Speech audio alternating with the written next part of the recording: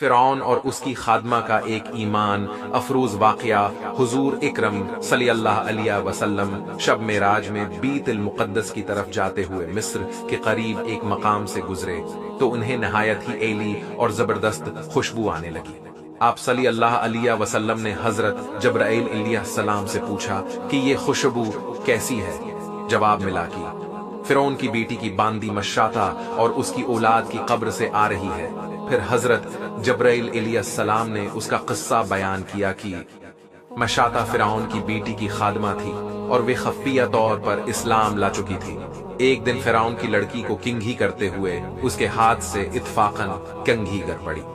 وہ اٹھانے لگی تو اس کی زبان سے بے ساختہ بسم اللہ نکل گیا۔ اس پر شہزادی نے کہا کہ تو نے آج عجیب کلمہ بولا، رب تو میرے باپ فرعون ہی ہیں، تو پھر تم نے یہ کس کا نام لیا ہے؟ اس نے جواب دیا، فرعون رب نہیں بلکہ رب وہ اللہ ہے جو مجھے اور تجھے اور خود فرعون کو روزی دیتا ہے۔ شہزادی نے کہا، اچھا تو میرے باپ کے سوا کسی اور کو اپنا رب مانتی ہے؟ اس نے جواب دیا، ہاں ہاں، میرا، تیرا اور تیرے باپ سب کا رب اللہ تعالی ہی ہے۔ شہزادی نے اپنے باپ سے کہلوایا۔ وہ سخت غضبناک ہوا اور اسی وقت اسے بڑا سر دربار بلوا بھیجا اور کہا، کیا تو میرے سوا کسی اور کو اپنا رب مانتی ہے؟ اس نے کہا کہ میرا اور تیرا رب اللہ تعالی ہی ہے جو بلندیوں اور بزرگی والا ہے۔ فرعون نے اسی وقت حکم دیا کہ تانبے کی جو گائے بنی ہوئی ہے اس کو خوب تپایا جائے، اور جب بالکل آگ جیسی ہو جائے تو اس کے بچوں کو ایک ایک کر کے اس میں ڈال دیا جائے، آخر میں خود اسے بھی اسی میں ڈال دیا جائے۔ چنانچہ وہ گرم کی گئی۔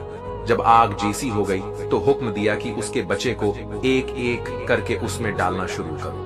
اس نے کہا، بادشاہ ایک درخواست میری منظور کر، وہ یہ کہ میری اور میرے ان بچوں کی ہڈیاں ایک ہی جگہ ڈال دینا۔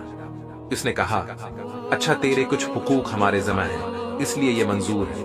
اس کی دونوں بچیاں اس کی آنکھوں کے سامنے اس میں ڈال دی گئی اور وہ فورا جل کر راکھ ہو گئے۔